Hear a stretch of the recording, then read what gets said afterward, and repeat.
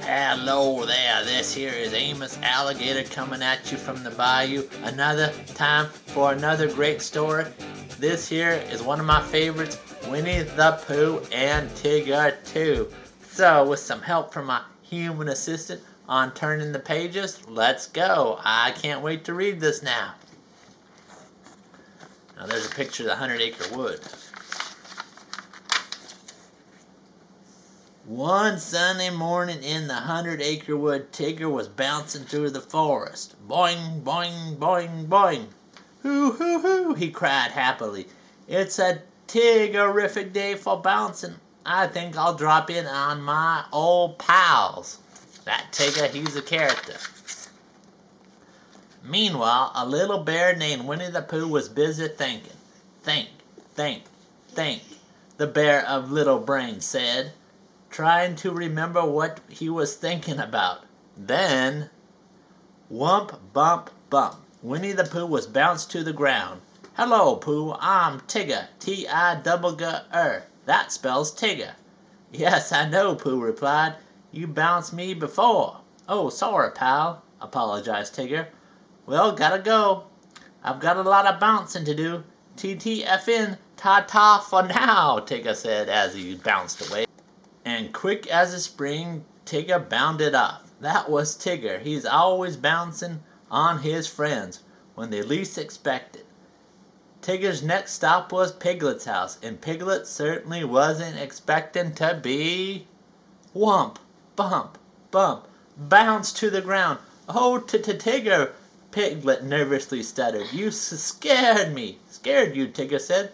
That was just one of my little bounces. It was, asked Piglet, thinking that the bounce had felt awfully big to him.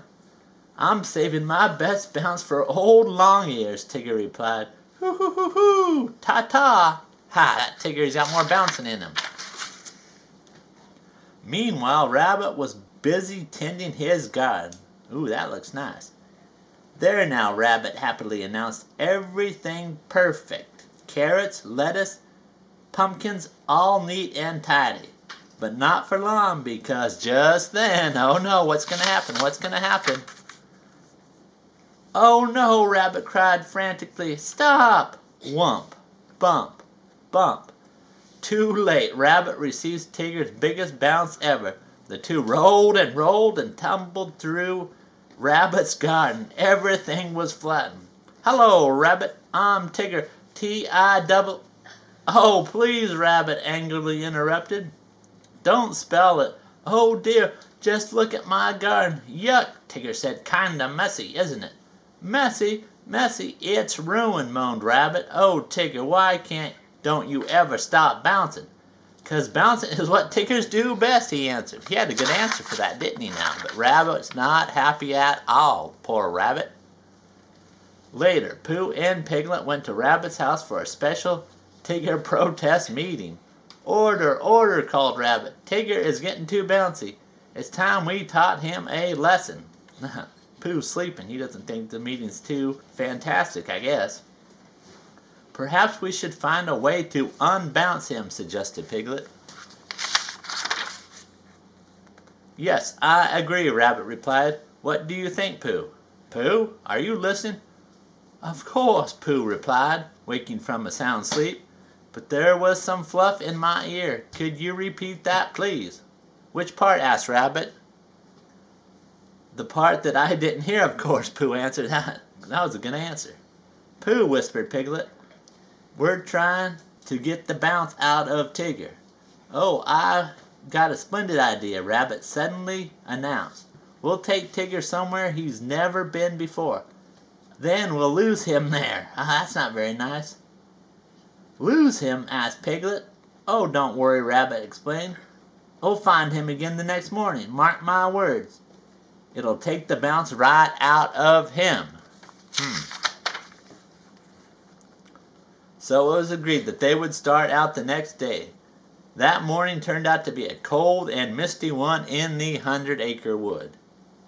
The mist was so thick that the four friends could barely see the ground in front of them.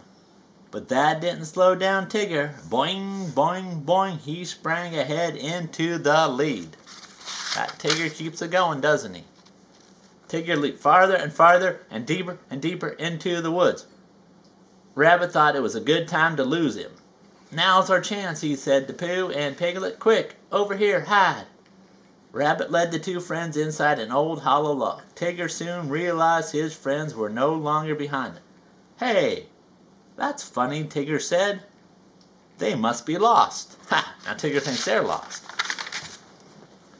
Hello, called Tigger, bouncing back to look for his missing friends. Hey guys, where are you? Hello! Then Tigger climbed on top of the very place where Pooh, Piglet, and Rabbit were hiding. Hello! He shouted into the log as loud as he could. The hidden friends' ears rang with the noise, but said nothing. Tigger soon gave up and boinged off in search of his pals. Rabbit cautiously peered out a log. Hooray! Cheered Rabbit. My splendid idea worked. Come on, let's head for home. That Rabbit. Rabbit was certain that everything was working according to plan, but soon the plan stopped working. That Rabbit's kind of a sneaky character, isn't he? Pooh, Piglet, and Rabbit walked and walked and walked through the woods. They didn't seem to be getting anywhere. It's funny how everything seems the same in the mist, Rabbit said. This looks just like the sandpit we started. Huh. And so they tried again, but they ended up right back at the very same pit. Pooh was getting tired. He suspected the sandpit was following them. But the truth was they were lost. They had been walking around in a big, big circle. That's why they kept seeing that sandpit. Oh, Rabbit, Pooh suggested. How would it be if as soon as we were out of sight of this old pit, we just try to find it again? Why? Asked Rabbit. We keep looking for home, but we keep finding this pit, Pooh explained. So I thought if we keep looking for this pit, maybe we'd find home. That's pretty good thinking by that old Pooh. I don't see much sense in that, Rabbit replied. If I walked away from this pit, then walked back to it, of course I'd find it. I'll prove it to you. Wait here. So Pooh and Piglet waited in the misty sand pit for Rabbit. And they waited, and waited, and waited. The two tired friends fell asleep. All the while, Pooh dreamed of his pots of honey at home. Oh, that Pooh's getting hungry for honey. I just know that Pooh. Grrr, a strange noise startled Piglet. Whoa, what was that, Pooh? He asked, waking up. My tummy, Pooh explained. It rumbled, I'm hungry, Piglet. Let's go home now. Do you know the way? Asked Piglet. No, answered Pooh, but there are 12 pots of honey in my cupboard, and they have been calling to my tummy. They have?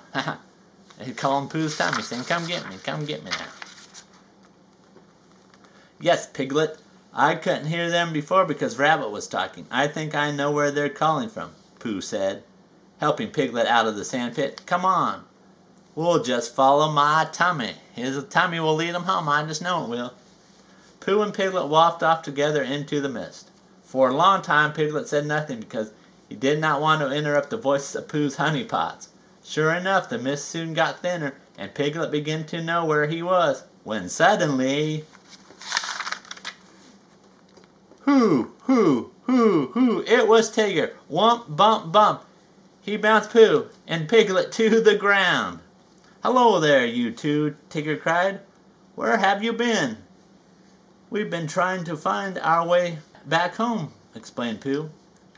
Say, where's old Long-Ears? Asked Tigger. He must still be missing in the mist, Pooh said.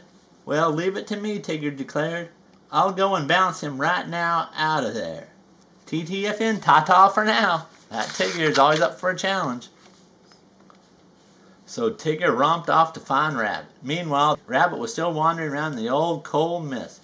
By now he was definitely lost and certainly scared. Old Long-Ears scared. His frightened mind played tricks on him. Rabbit began to hear strange noises, scary noises. That Rabbit. Chomp, chomp. Pooh? Piglet, is that you? Crunch. Ah, yelled Rabbit.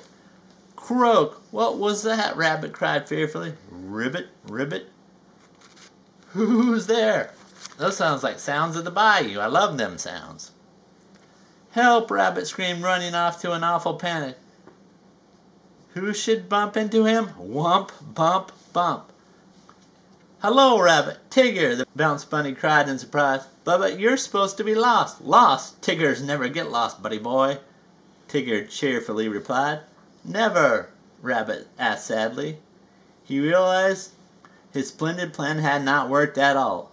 Of course not, Tigger said. Come on, Rabbit. Let's go home. Hoo-hoo-hoo-hoo! The two started back. Rabbit was not a happy rabbit. He was a tired rabbit, a lost and found rabbit, and a why do these things happen to me rabbit. Oh, Rabbit, he wasn't feeling too good, was he? But Rabbit had learned his lesson. Never again would he try to change his friends. He was lucky to have them just the way they were. Oh, that is a right and good lesson. So enjoy your friends and don't try to change them too much, so they can always be your friends. All right, that was a great story, a fantastic message from Winnie the Pooh and Tigger too. Thank you so much for watching. Please subscribe and like. This here is Amos Alligator coming at you from the bayou now. I will see you later.